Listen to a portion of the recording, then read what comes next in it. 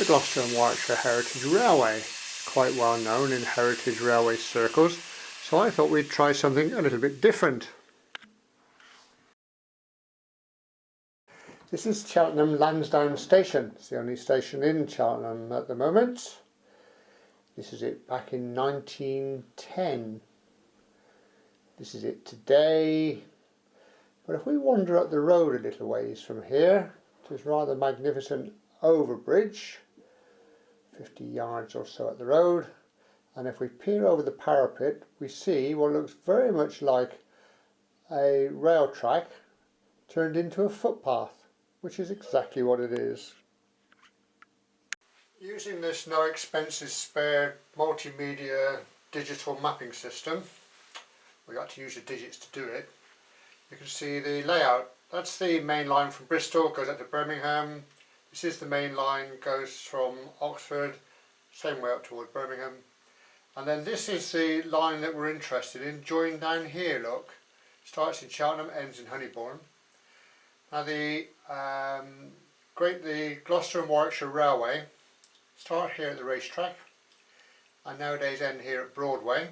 So what we're looking at then is that little bit there from Cheltenham up to the racetrack, and then we're looking at Broadway up to Honeybourne. And as if that wasn't enough, what we've got here is the layout actually in Cheltenham. There's your main line again, which went Birmingham, Gloucester, Bristol or Swindon, whichever way you went. And this is the bit that came from Andoverford, looped around, and then this is right in the middle of Cheltenham itself. You've got Marlborough Road, you've got St James, and you've got the High Street Halt. Three lovely stations right in the middle of Cheltenham. You can access the railway directly from the Lansdowne Station car park. Just wander down this little bit and there you have it. That's the bridge we're standing on just now, and that's the path into Cheltenham. That's looking back the other way, but we'll head for Cheltenham and Honeybourne in quite a severe cutting at this point, as you can see. And this picture shows the Queen's Road Bridge, which we've just passed under, and the cutting that we're walking through. Just to confirm the Honeybourne line and some railway engineering. Beautiful blue brick wall. And the line rattles on down here. You can only guess what that might have been. Signal position. I thought I said 5 miles, I was about to go back. Now that, I reckon, is the access to Malvern Station. We're on the railway here and we're squeezed between the wall there on the right and this low wall on the left. That almost looks like platform. And then you come to this bridge here, which is a very distinctive shape. And then if we look at the old photograph here of Malvern Road Station, you can see the bridge again in the background, look. So this is where the station actually was located then, just before that bridge. The station was built in 1908 and it was very often used by the through traffic so they could drop their passengers without having to reverse into St James.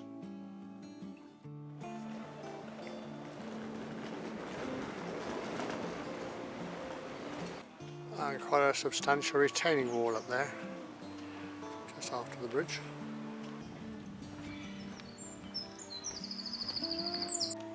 There's a notch cut in the wall there. Some signal you've got to guess, I suppose. Stone wall on the opposite side.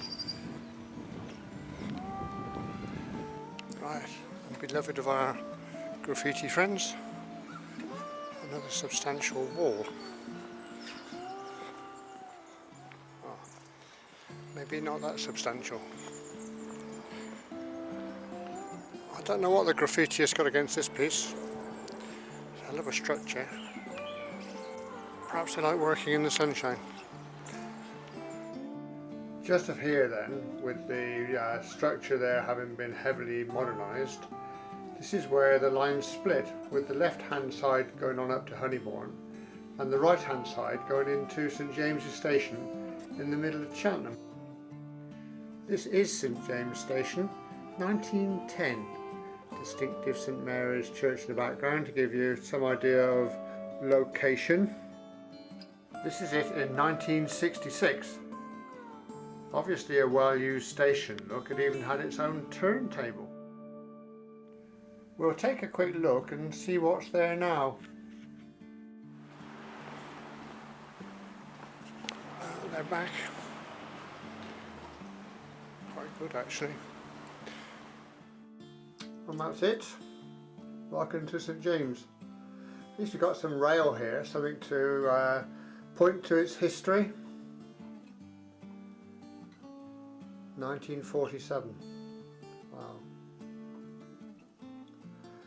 I will head back. We'll go through there under St George's Road. Have a quick look on top first. That's it. Lovely old abutment there, blue brick abutment. And peering over the side, that's the line of the track heading for Honeybourne.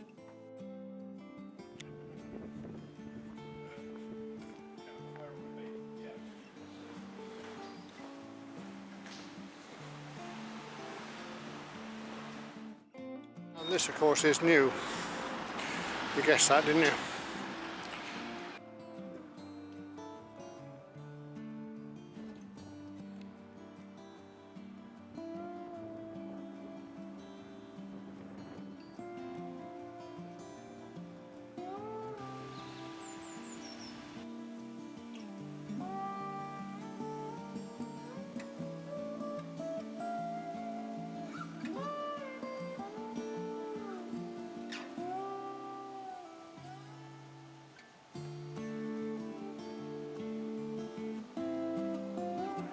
This is the vicinity of High Street Station. The station itself closed in 1917 and all that was left, as you can see from this old photograph, was a glorified siding. If you look on the left hand side, we're looking back now, look on the left hand side and there's sort of a ramp leading downwards, and then if we turn around and carry on our walk, on the right is a ramp leading downwards. I reckon this is High Street Stations, ladies and gentlemen. Just a little farther on there's quite an embankment here, so I don't think that would support a station. And the next bridge here, as you can see, built for double track, I think crosses Market Street and onwards.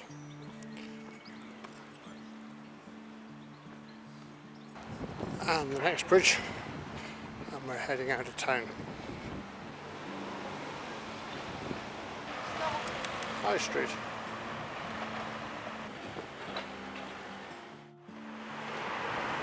We'll have a look down there later.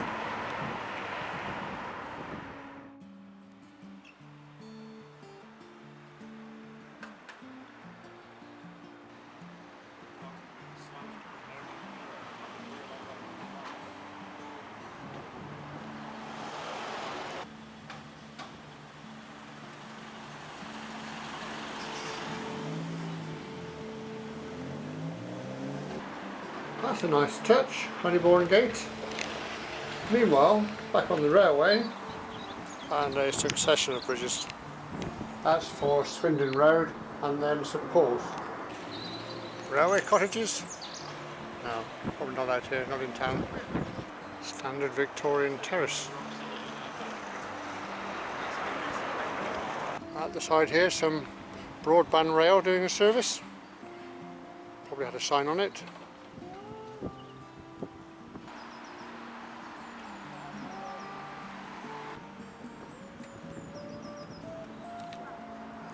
Country, we think. I don't think there is much country around here, to be honest. And when you get to here, actually, this is an embankment. It's been made into a cutting. The embankment has been grubbed out. You might see just over the fence in front where the embankment continues. That has been left alone. And we're descending, folks. Embankment and rail line straight ahead. We go around a short diversion. And looking back you can see it as an embankment. The centre grubbed out.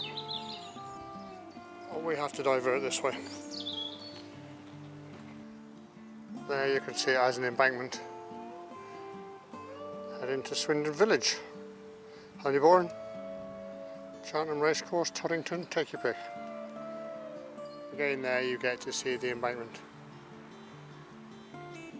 A little farther along and you can clearly see the embankment here, leading to what may be an accommodation bridge or some such. That's the accommodation bridge from the other side. And here the embankment has been breached to make access for this housing development.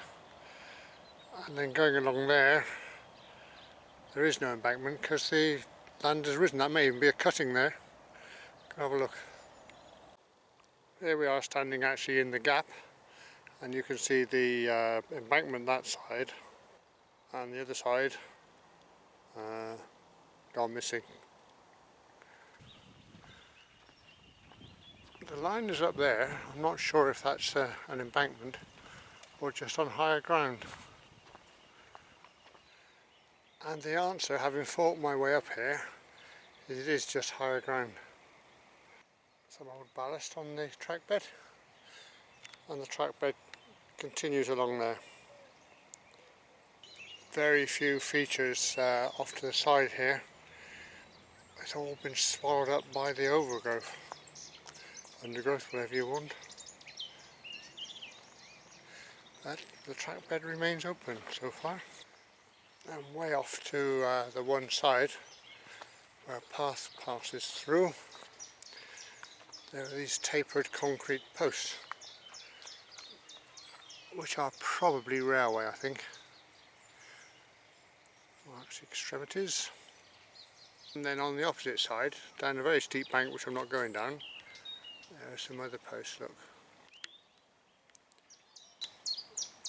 We'll just follow along the ballast surface track. See where this gets to. Sound of running water. That needs investigating. And there, passing right under the railway, is the source of the noise, the culvert.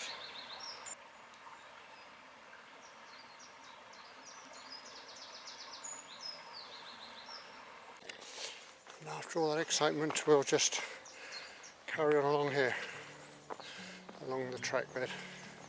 A bit narrow at the moment. Looking like entering a cutting at this spot. I guess it's dropping down to go under the road. Looking like a good guess. The footbridge in the foreground, and then the road bridge. Needing to be propped. That's sad. You can see the issue on that beam there, look. Serious corrosion. Footbridge, quite a modern addition, and quite a substantial road bridge. Pity the metal hasn't kept up with it, really.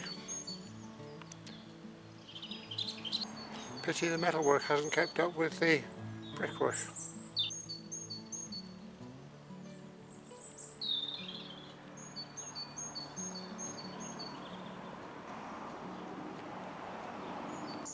It's got the cutouts for lightness and save a bit of money, I guess. Not sure. Our friends the graffitiists have made the effort. The track bed continues along there, and it looks still looking like access on a path. It's not a public footpath, but people access it regularly by the look of it, so we'll give it a shot. Kind of in a low cutting, with the track bed curving ever so slightly to the right, leading to a very small embankment. You always fear, don't you, when you get a cutting then an embankment. Poor old guys there with their wheelbarrow, digging out of one and running along and dumping it in the other. Still showing lots of ballast on the surface. That's what I love about railway walking. Not only are they level, but predominantly good surfaces to walk on. Now we've got rising ground dead ahead, and consequently we've got that. Hunting but tunnel. There's a cess here on the side of the track, probably to drain out the tunnel. How the hell I reckon that must have been helicoptered in. You'd never get it in over this surface. I'm sure that should be in a pond somewhere. The track bed has widened right out here to at least double track just before the entrance. Makes you wonder why, unless it was a maintenance issue. Looking quite impressive from here. Down to the track bed. That's a bit of a pity, really. If we fight through here, we possibly get to see a bit more.